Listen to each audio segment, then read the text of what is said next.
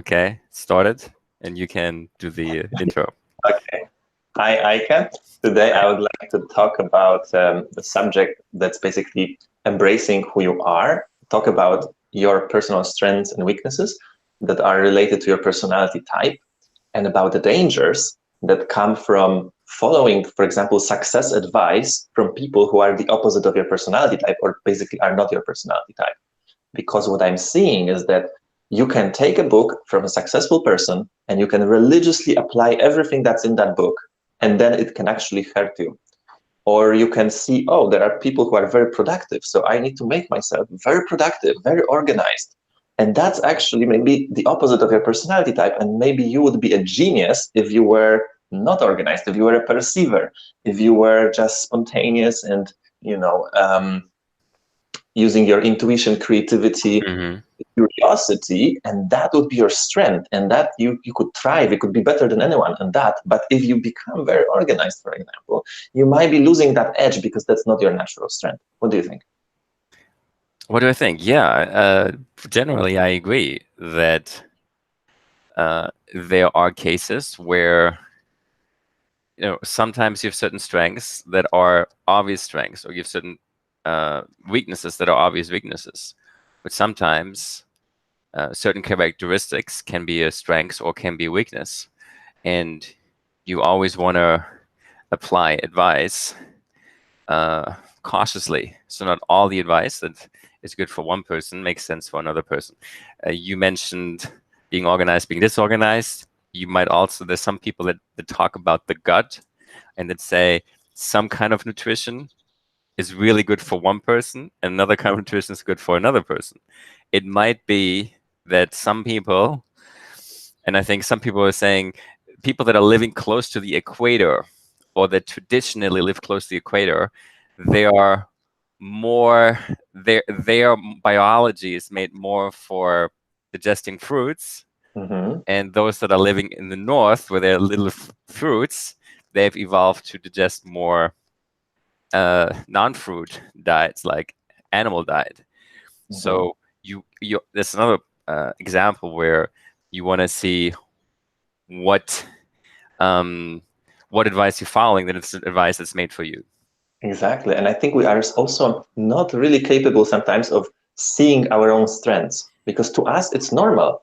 But then someone else tells you, like, oh my God, you do such good analysis or you connect the dots so well, right? And they're like, doesn't everyone? No, apparently not, right? There was this very interesting case that they analyzed cult leaders and the cults.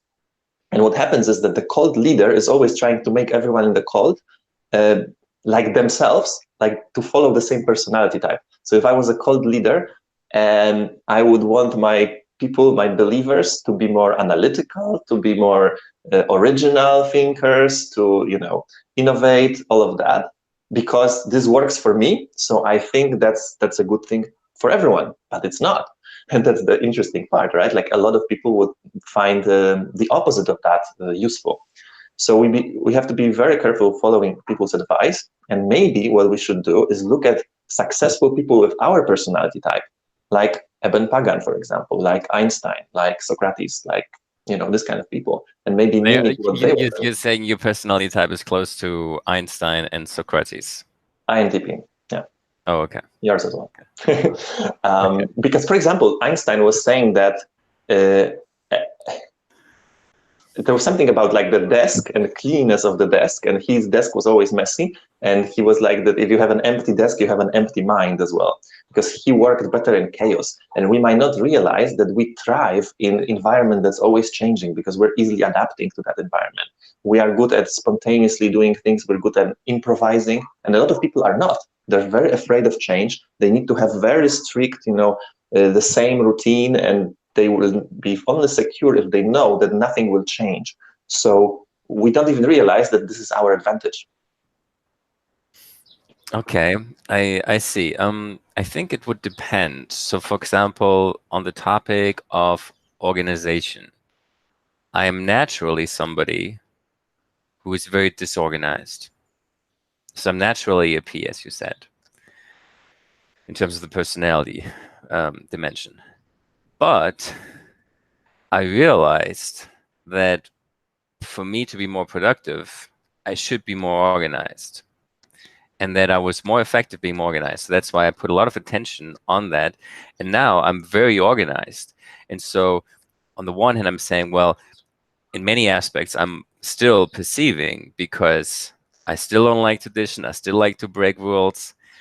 But on the other hand, I am trying to really be very organized. And I think that's effective for me. Mhm. So I think in some cases you can realize that a certain personality aspect that you have, or a certain characteristic, call it weakness, you have, actually does play out to your disadvantage, and then you can work on that. Yeah, I'm thinking whether or not it's actually also like robbing you from your genius of like if you were not organized, but like maybe you would spend a lot of time learning new things and investigating new stuff and maybe thinking about it, just like going in the forest, thinking about stuff, blah, blah, blah. And then you would do maybe much less, but maybe what you would do would have more impact or something, right? Because it's really like, for example, I see that for me, most of the time I'm not that productive because I want to like look at different things, evaluate, so I'm not doing anything. But Mm-hmm. once I have clarity, vision, inspiration, I see something that will have a huge potential, then I can work like crazy for some time and then I disconnect as well. So it really helps to create projects that you can launch and then they run by themselves when you are going through another period of what should I do? What's interesting? Let's read this, let's read that, let's think about that. Okay, maybe.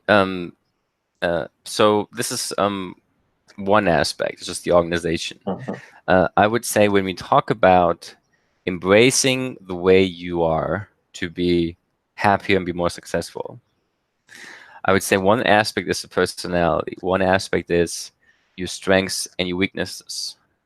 And I do think it's important to analyze first, what are your strengths and what are your weaknesses? And then generally, you want to focus on your strength. You want to build on your strength rather than trying to make your weak areas better. Mm-hmm. And in most cases, you want to focus on a few strengths and only focus on these few strengths. And I see a lot of people doing the opposite. And I see myself, I've been doing the opposite. In many ways, I've been doing the opposite. And I do think that one of the reasons why we like to focus on the weaknesses is that it's easy to improve the weaknesses. When you're already at the top level, to get better is quite difficult, to get to the next level. When you have a low level in something, Mm-hmm. it's quite easy to then go to the next level. To give you one example, learning languages. So when I learn a new language, and I really focus on learning that particular language, it might take me 2 weeks to be at a level where I can have a basic conversation with somebody. So I know that 1,000 words, and I know that you know this, 1,000 words is just enough. If you just focus on this 1,000 words, it helps you to have a basic understanding of the language extremely quickly, Yes. right? Mm-hmm. So it's kind of addictive to, for me, it was addictive to go to a new country, spend 2 weeks, learn the language, have a basic conversation with somebody. But then what I don't do is I don't focus on getting to the next level, to get perfect in grammar, in writing, in communication in that language. I'm just at a basic or fluency level, but then getting really to the top, it's really hard. So, but I think that's a mistake, because I rather speak 3 languages, 4 languages at the highest level of proficiency with great communicative skill and written skill as well, rather than speaking 8 at a level of so fluency. Okay, so you're basically saying that there is like the low-hanging fruit. You can get a lot of benefit for not much Mm-hmm. effort, and that attracts you. And yeah, that makes sense. And Exactly. I think there's also in American books or seminars, they always tell you like you need to apply what you learn. Only the people who apply, move ahead and all of that. So there's such a focus on application. And then if you take a book that's incompatible with you and start applying it, like I don't know, you read E-Myth and you think that if you do business, it has to be 1,000 employees and has to be great scale and so on, and you happen to be like an introverted perceiver, and it's like it doesn't really work that well to your personality, right? Like if you were an extroverted judger, that you'd probably thrive in that environment. And that's where I think it's really important to look at other people who are your personality type and who are successful, and like what do they do. For example, Eben Pagan created a lot of information products in different niches, from like meeting women through internet marketing, through Wake Up Productive, building businesses, building wealth, because our interest tends to be very, very strong for a period of time, and then we get disinterested in that. And we cannot consistently build, I don't know, a career of 50 years of doing just one thing. I don't know the personality of Brian Tracy, but I see that he wrote so many different books on so many different subjects. So it's sales and personal development, time management, and so on, right? So that's another part that's interesting. Like we would probably not be great as a doctor or something because we would get bored at some point. What do you think? Yes, okay, but now you're saying that our personality type, INTP, makes us want to pursue many different interests, which I would say generally is not a good advice. I would say embracing yourself means embracing your personality and embracing your strength and your weaknesses, and then focusing on the strength rather than your weaknesses, and focusing also on the biggest strengths you have. Mm-hmm. And I would say we tend, in the personality type, we tend to want to do a lot of things, and we tend to be disorganized. So we recognize it. I recognize it myself. I tend to be disorganized. I tend to want to do a lot of things. And then I thought, no, this is not good. Does not make me happier or more productive. So I have to be more organized. So I work to myself. Mm-hmm. And I have to be more focused on my biggest strength. Mm-hmm. Mm-hmm. And so I cut down on a lot of other stuff I was doing. Yeah. So I would say it's a double-edged sword. It's yes, you do want to focus on your strengths and weakness and on your personality type, and you want to embrace it. But you also need to recognize where your weak points are, and don't succumb to them. Like, there is a benefit to moving a little bit from being extreme perceiver a little bit to be more organized, because like being in complete chaos all the time is not going to be productive, right? But there are some steps you can take to be more organized. But I'm just wondering, what's the cutoff point after which you are stealing from your genius in a way, right? Like you're becoming too much of a judger or something like that. Because yes, I do see that some of the organization helps sometimes, and I would say that working in projects where you focus like single-mindedly on one thing for a period of time is perfect for us. And then after, I don't know, a year or 3 years or something, having that ready, having that working for you, maybe it's a book, maybe it's an online course that you create, maybe it's some business that you create and then you can pass to other people, and then you're on to the new thing, but not pursuing 5 things at once. It's about like having curiosity and inspiration for this one thing that has the biggest potential right now, but also knowing that you're not committing to that for life because you get bored. So you will run this wave until it kind of dies out for you. You will not have passion for it anymore, and then you will jump to the next thing. But that's why it should be a project that can be launched, that can be completed, and then you move on, and the project still works. I understand, but from my own experience, I see the danger in that. I was about 25 years old, and I had done my first degree in economics within 2 years. Then I did within 1 year a degree in business administration. Then I did 3 master degrees, all in different countries, all speaking a different language. every time a new subject. Then I was doing a law degree. Then I did a PhD. Everything very short time. Everything new country. Then I did start one company. Then I started another company. And I was wondering, wow, is that really effective? Because I don't become, I'm good in all these different areas, maybe very good, but I'm not 100% the way I could be if I would have focused on one area only. Yeah. And then I was talking to my nanny. It was taking care of me when I was like 2 years old. And she told me a very interesting thing about me, which was when you were small, you and your sister, you were doing puzzles. And your sister would do the puzzle and she would do it slowly and she would look at the puzzle and be very happy that she had completed the puzzle. And you, Ike, you would do the puzzle extremely fast, and before you would put in the last piece, you would already destroy it, put it back, and do another puzzle. And that was when I was 2 years old. It's like, oh my God, damn. It's maybe it's not just the environment. Maybe that's just the way I am. Maybe it's just that that's exactly how you describe. I'm focusing on one thing. I'm passionate about it. I want to get it done as fast as possible. But as soon as it's done, I'm like, okay, let's do the next thing.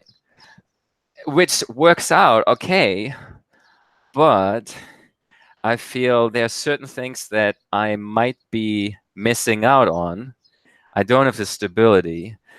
I am, and I don't reach the level I could reach in terms of mastery if I were to stick to just one single thing.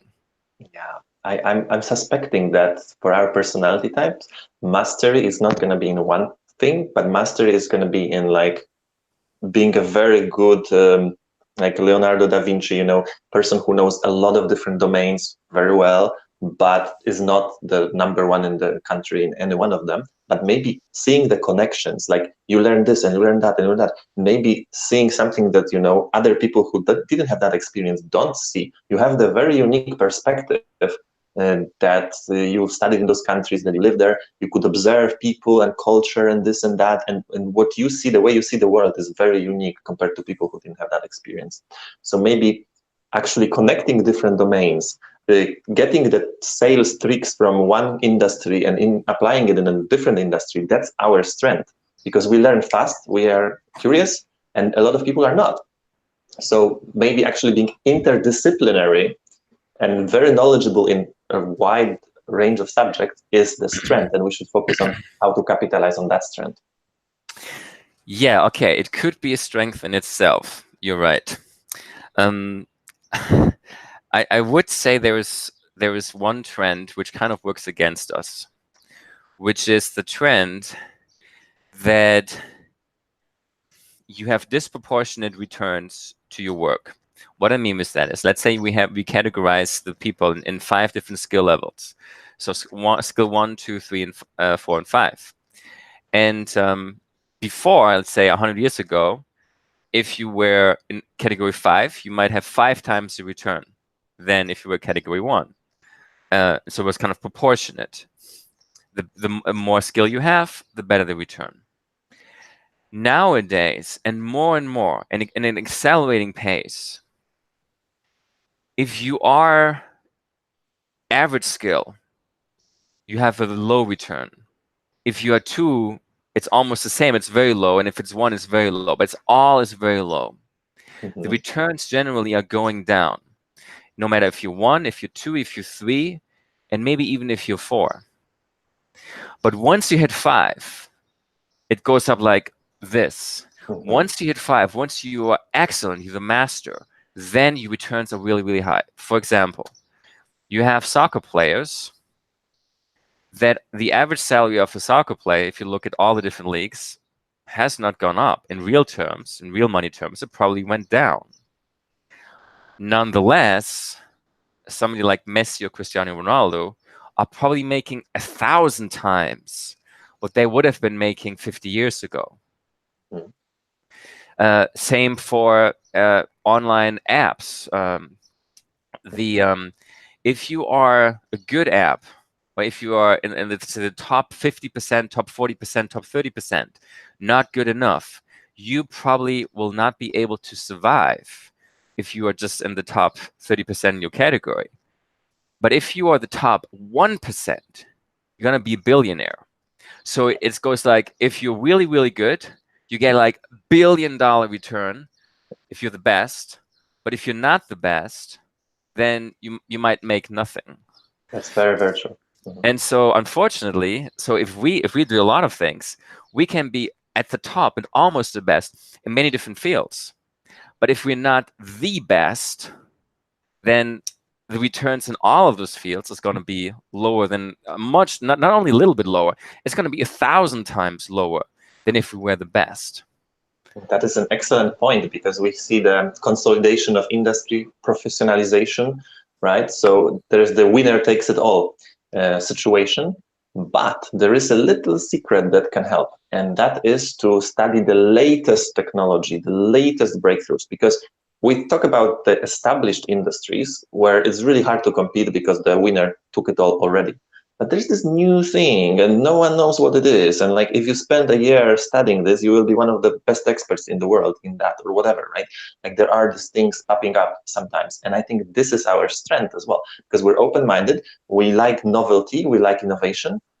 So studying the cutting edge of everything and the opportunities that come with that is our chance to very quickly be very good at something very new that doesn't have that much competition yet, and then do something nice in that, and then move on, because after a while it will be professionalized and there will be some other probably winner that will take it all. Okay. All right. So we looked so far at the advantage of embracing the way you are, in terms of both strengths and weaknesses, and in terms of your personality.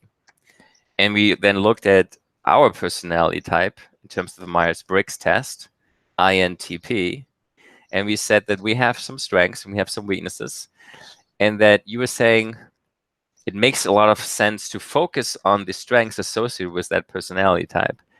And I was saying, cautioning, that in some ways I feel that we have to take care of some of the weaknesses of our personality type. And what do you think about also having a partner, a business partner, that covers for some of the personality flaws, I would say? Because we have so many ideas, but we don't necessarily follow through on those ideas. But for example, I have a business partner who will write down all the ideas and then will bother me about it next week and the next week and next week. And what do we do about this idea? Because my excitement will go down. I will be like super excited. This is the next big thing, like whatever. And a week later, I will completely forget that I had an idea altogether, right? But he will write it down and he will remind me, and then it will actually get implemented. So maybe having the support around you that can manage you better is as a solution as well. That's a very good point. Yeah, you're right. To not only look at your business partners in terms of their competence and their complementary skills to your skills, but also in terms of personality type. In fact, I remember that I was at an accelerator in China many years back, and one of the guys there had us do a test, and our business partners, all the team members, a test to find out who is what. And he was very much into this test, where you analyze team members according to the personality, so that you have complementary team members in terms of personality. I think it matters a lot. I think it really does. And it's like, we need a person who has a lot of patience with us, because we're all over the map. But and we get very excited and then we forget about it altogether. So there are some patterns, and if someone can spot it, and if someone is good at judges in general, I think are needed here. Potentially introverted judges, not to tire us too much with being extrovert, but yeah.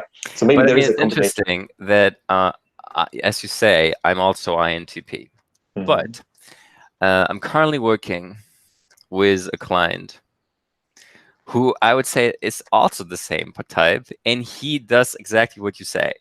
So he has a lot of ideas. Some are short term, some are long term, some are big visions, And the problem has been in the company that that was too disorganized. So somebody would have this new idea and he would go to developers and say, this new idea has to be implemented right away. So what I have implemented is a system whereby we go from ideas, we write everything down, then we have a weekly planning session. We then one by one look at our list of things, and we one by one put this into the sprint, what we're gonna the task is for the week. And then I go to the developers and one by one, in a very structured way, tell them what needs to be done. So that from his crazy creativity, we get to an organized process. So I'm an INTP, but I'm very organized because I learned those tools so that I'm able to help another INTP actually get things done. That's very, very nice. But you can see that we need either to learn like you learned or to have someone who is a judger or learned this stuff. Because I think most personalities are not complete of themselves to be a successful business leader or something. Like there needs to be the complementary person to kind of compensate for the blind spots, because there are blind spots. Because the price of genius is insanity in a way, right? Like, or the price of being amazing at what one thing is being below average on many things. So there is no free lunch, I think. You're right. Okay, so coming back to the topic, embracing the way we are. So if somebody wants to get started and wants to actually do embracing the way he is, what does he actually have to do? Yeah, I think they have to be very careful about advice, books, and everything, and filter that through the lens of their own personality. So don't just apply because someone successful said so. Like, does it actually resonate with you? Do you want to naturally do that? Does it really make sense to you? And if it doesn't, if there is something not good there, maybe you should not do it. And then get a complementary partner potentially, and then go to your personality type description and read about your strengths and weaknesses and consider it. Is this true for you? And if it is, then you know what to do as well. And okay, but you're saying go to your personality type description, which means somebody first of all has taken the test. Yes, I would. Could be a Myers-Briggs-like test, and probably he should also take a test in terms of strengths or weaknesses. There is a test like this. There is a test like that. I've also taken that.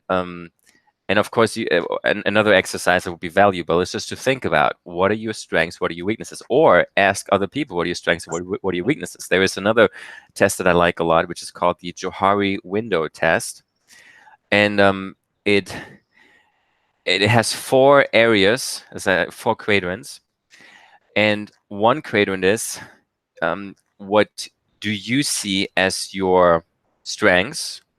Another one is what others see as your strengths and weaknesses. And then there is the overlap where you see it as you see it as your strengths, or you don't see it as your strengths. And the others agree, or the others don't agree. And so the test is not only that you yourself have to reflect upon what your strengths and weaknesses are, but you give it to other people and you ask them, let's say your coworkers, what they see your strengths and your weaknesses. And so then you can see some areas where you didn't actually think that you had the strengths there, but other people see that strength.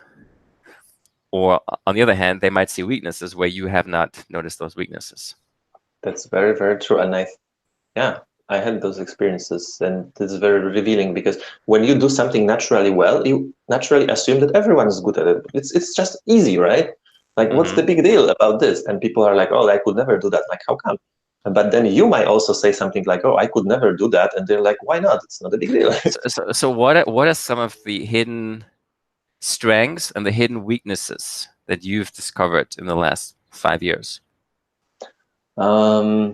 It's very consistent with the type description, I think. So coming up with new ideas, thinking outside of the box, for sure, and being like an original thinker that doesn't care about social approval that much, more cares about the truth.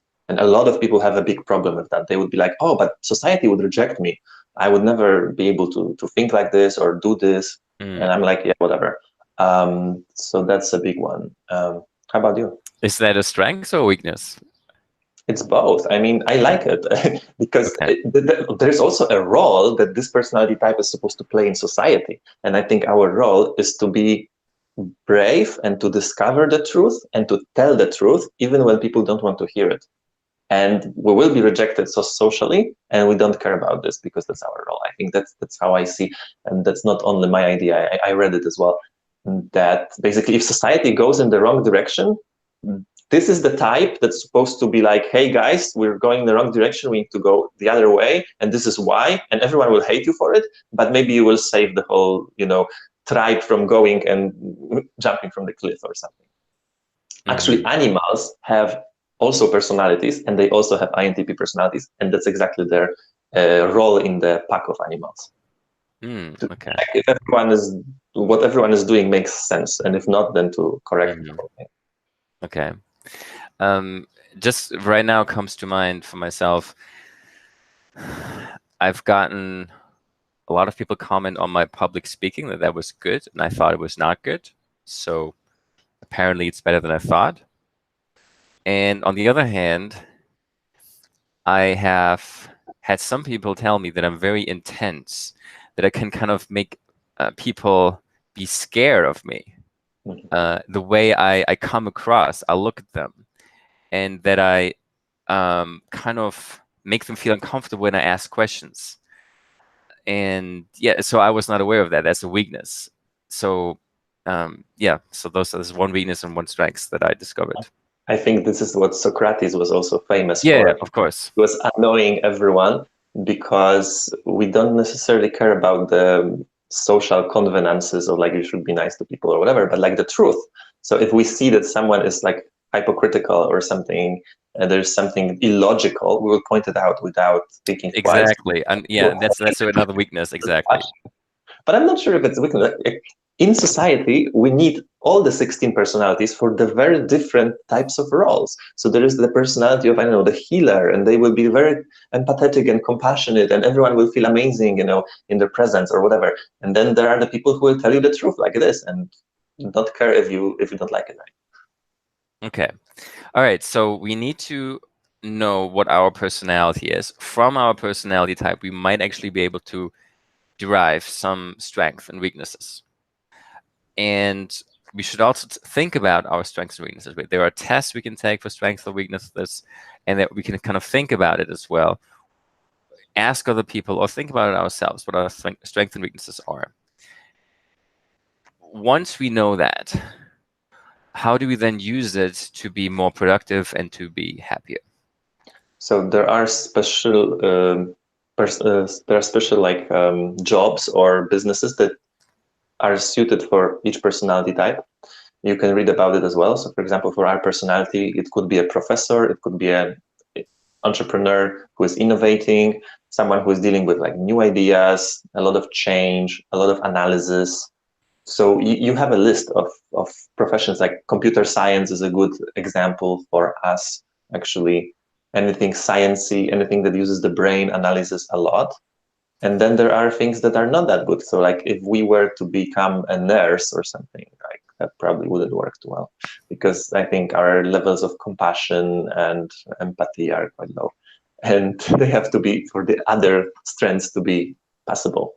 Because that's a very interesting thing, right? Like there's a spectrum and you move, and like every level makes something possible and impossible in the same time. So you would be a good I don't know, truth teller, but you wouldn't be a good nurse because of the same trait, because of the same level of, let's say, empathy. Okay, understood. Yeah. All right, so we first analyze ourselves, and then we take decisions based on that. And then you mentioned also that we need to somehow take advice with a grain of salt when it comes from somebody who has a different personality type. For sure. Yeah. And then test and see what works for you, because then this is all theory, but then you go in practice, and then choosing the environments that you're in. For example, we will need an environment where we have a lot of autonomy and there's a lot of change and there's a lot of interesting new ideas. We will not do well, for example, in the military setting where you have to obey orders and you have nothing to say and everyone is the same, and uniqueness is punished. So there are environments that we would love and there are environments that we would hate. And that makes a lot of sense based on who we are. Okay, makes sense. All right. So anything else that we should add for somebody who is interested in being happier, being more productive by embracing the way that he is? I think that there is some courage that's required to be who you are, because it's not that easy, right? Like there will be those weaknesses and you will have to kind of deal with that and be okay with that. Being okay with not being perfect, being okay with not satisfying everyone. Like not everyone will love you for who you are, but at least like being okay with who you are and doing what you like to do and speaking your truth and liking Yeah, that. but then I'm just reminded that this we have to walk our talk, meaning we're giving that advice and we are INTP. So for us, it's easy to be the way we are and not care about what other people think about that. That's So true. we have to think about that other people might have a problem with that.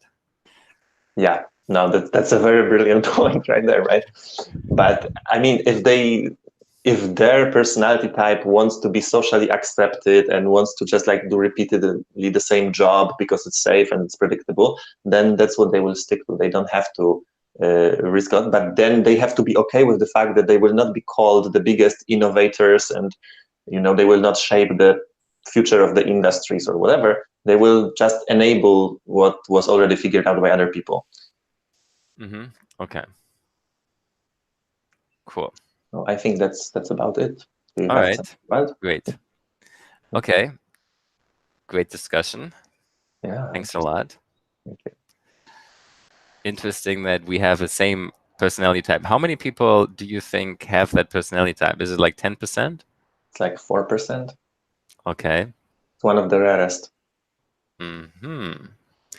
So I would think that there are some correlations. I mean, actually, we have done this personality test based on Myers-Briggs, and there is a correlation between some personality dimensions. For example, thinking is related positively to introverted, and feeling is related positively to extroverted. Really? Yeah. I didn't know. But makes sense because feeling is all about people, right? And thinking is about like data and Exactly. analysis. That makes a lot of sense. Huh, fascinating. Yeah. But this is a big subject. Like this is like really big. And picking the right occupation is like so important for happiness and for results and whatever. I agree, because if you think about it, you want to have a happy life. So you want to be happy during the day, right? So 8 hours you sleep, then you have some time doing the under the shower and in bed, making the bed, cleaning up, whatever. Another 8 hours you at work, or maybe more. So there is actually not so much time for family. If you look at the time, compare family and friends with work, you spend more time at work.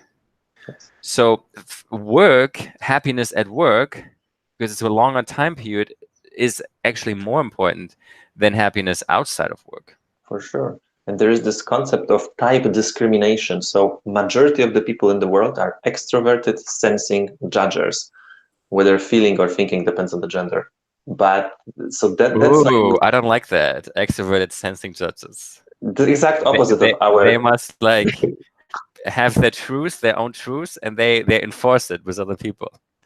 Yeah, and it's like if you are not like that, there's something wrong with you. So, for example, how would the school advise you to study for an exam? Well, 30 minutes per day, every day until the day of the exam, for example, regularly a little bit. But that's exactly what judges love to do. Actually, perceivers want to wait until the very last minute and get in the flow until there's nothing that's more important, and then they give it 100% and they are studying and so on. So that's a style, but this is a style that's not recognized as valid by society. Or the kids who are introverted want to stay at home and read a book, but parents kick them out, go play with other kids. You need to be like normal, like other kids. But that's like for extroverted kids better than for introverted kids, and so on. So the whole world is designed for people with the opposite personality than yours. So you are actually facing discrimination every day just because of that. I see. I remember I was talking to a guy 15 years back, and he was working in the state government, and I wanted to take the final exam to be a lawyer. And I'd only studied law for 1 year. So he told me, look, I'm a lawyer myself, and I know that it takes at least 4 years, bare minimum. So to take the law exam after 1 year is impossible. So I told him, look, I studied, I know what I do, I'm actually one of the best students, I'm going to do great. Let me take the exam. And he said, no, because it's impossible to do it in less than 4 years. Oh, So wow. nobody can do it in less than 4 years. And I said, okay, let me prove it. I just want to prove you that I can do this. And they said no. And I finally went around and I got permission to take the, to graduate, to take the final exam after only 1 year of study. But again, couldn't think about why would somebody not want to take somebody else the exam? Why does he have to say this takes 4 years and everybody who does it in less than 4 years is not competent? If the exam shows you if the person is competent or not. Right. Yeah. That's very, very interesting. Yeah, so there are so many types of discrimination in the world. So we focus on, like, I don't know, feminists are saying that women are discriminated, right? And then there's racial discrimination, but then there is also the discrimination that if you have 192 centimeters, there's no furniture ever anywhere that's made for your size. So like normal bed, if I sleep normally on the bed, my legs will be like outside of the bed. Or like if I go to the co-working space, yeah, I can develop some problems with my legs because nothing is like properly adjusted to my height. And and then personality type as well. Like if you go to a job interview and say that you are disorganized, spontaneous, and like this, and you don't like to do the same thing all the time, it's like you won't get the job. Right? Like people, and you just want to be alone all the time because you are an introvert, that won't be looked at in a good way. Yeah, so there's a lot of discrimination Lots of angles against us white Christian, well, actually not Christian, sorry, males, I was gonna say. Yeah. Well, depending on the personality type, depending on the height. Depending on even maybe the region. Like, for example, in London, people who are from the north of England who have a little bit of accent are discriminated against because they sound stupid.